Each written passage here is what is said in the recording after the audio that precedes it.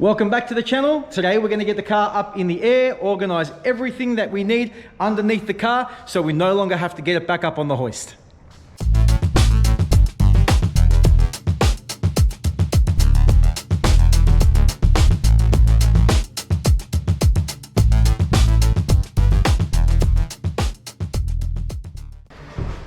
Disclaimer, I didn't film this section because I wasn't sure if it was going to work. So I've taken the back section of the rear tail shaft, then used an E53 center bearing, measured it up, welded it together. This is only temporary. It's all going to come back off. It's going to go to GJ Drive Lines. They're going to get a tail shaft organized for me. It's just a lot easier trying to figure this out because there's two modified sections. We've got a different gearbox to a different diff. This center bearing is different to E36s as well. And then the E36 front shaft from here to there has to be a lot longer. So we're gonna measure this up, chop it up, and go weld it up, and I'll show you how I did the first one. Alright, so the total length to be 640 millimeters.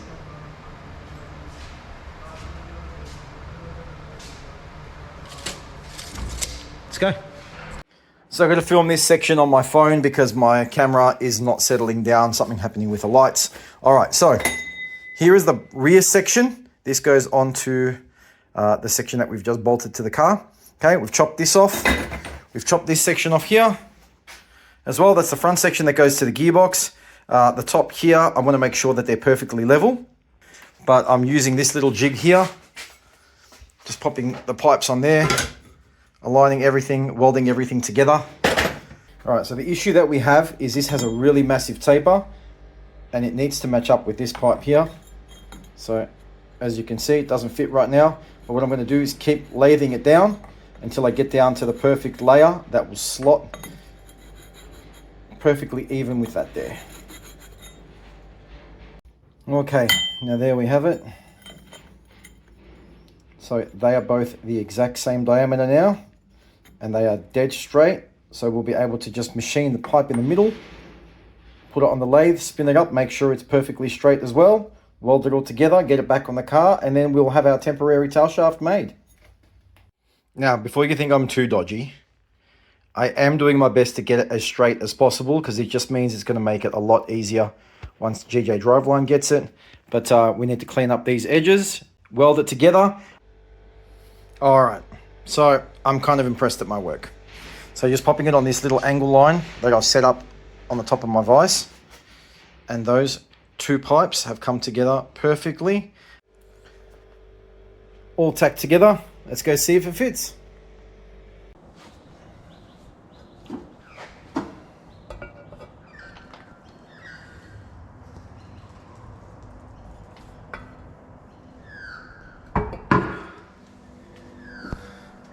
Perfect. Gonna go weld it up. Next time you see me, it's ready to get installed.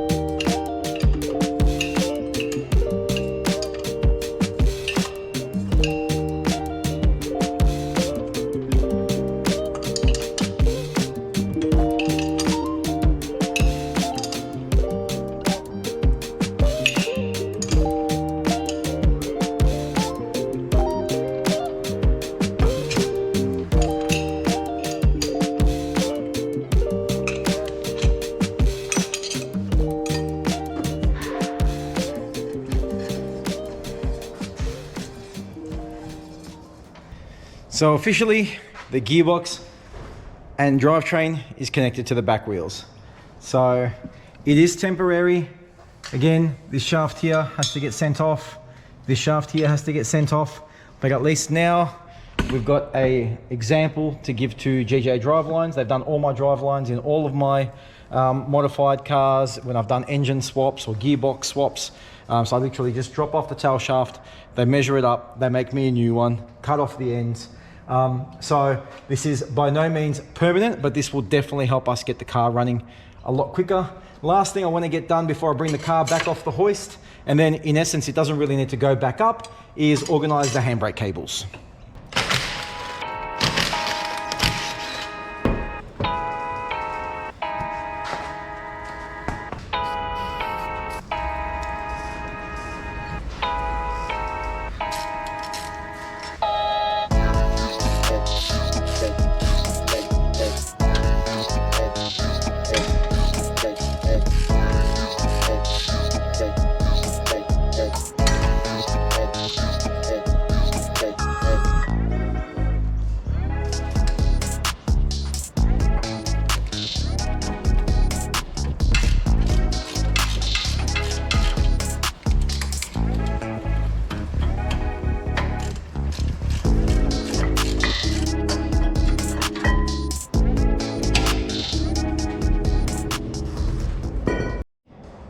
Answer me this, whoever stripped this car, why did you need to just chop the park brake handle, the park brake cable? Like, absolutely no reason at all. So just for the park brake cables, we need a whole rear subframe because no one's willing to separate it at the wreckers. So this is an extremely tedious task. I'm not going to put you all through it. So I'll see you once it's all done. Time to get this one in the car.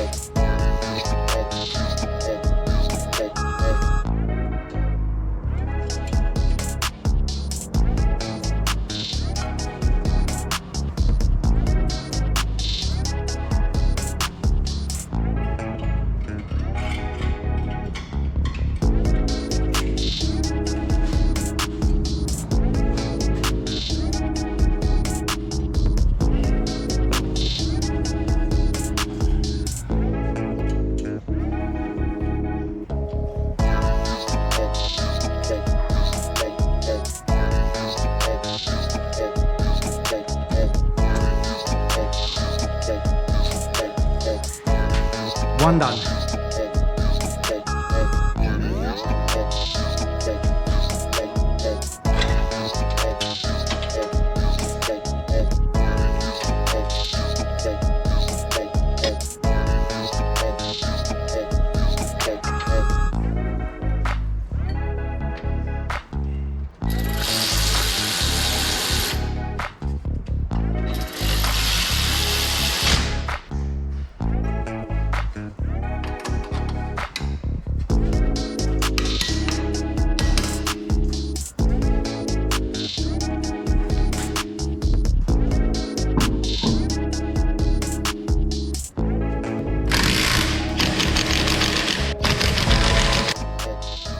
One done, over to the other side. See you when it's finished.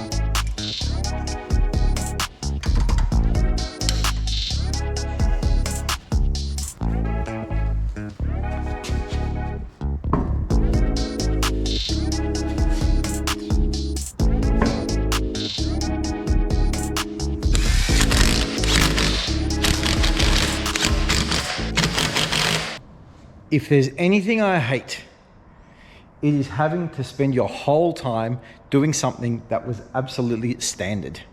Okay, park brakes, absolutely no reason. If you're stripping a car down, undo the handbrake cables from inside the car and pull the subframe out. Absolutely no reason to cut them. But last step for today, we're going to drop the car down and get the actual handbrake inside the car, make sure that's working, and the car will be able to get parked on a hill anywhere and it won't be scared anymore.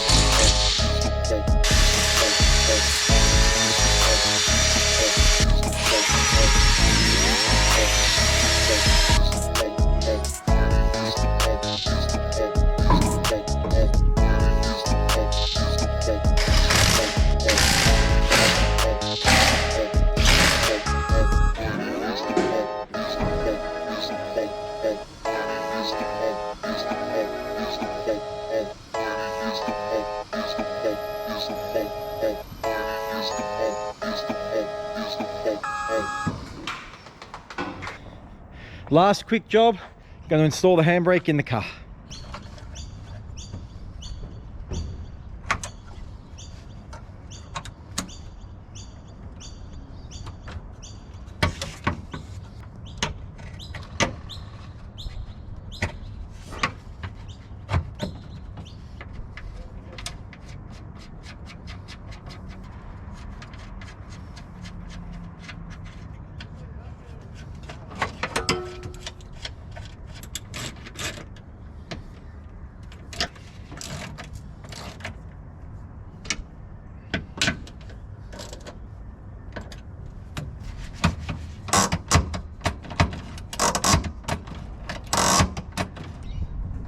Well, it's doing something, but I'm pretty sure it's going to need some adjusting as well. So if you've made it this far, thank you so much for watching. I'm absolutely exhausted. So hit that like button. If you could please subscribe to the channel, and we'll see you in the next one.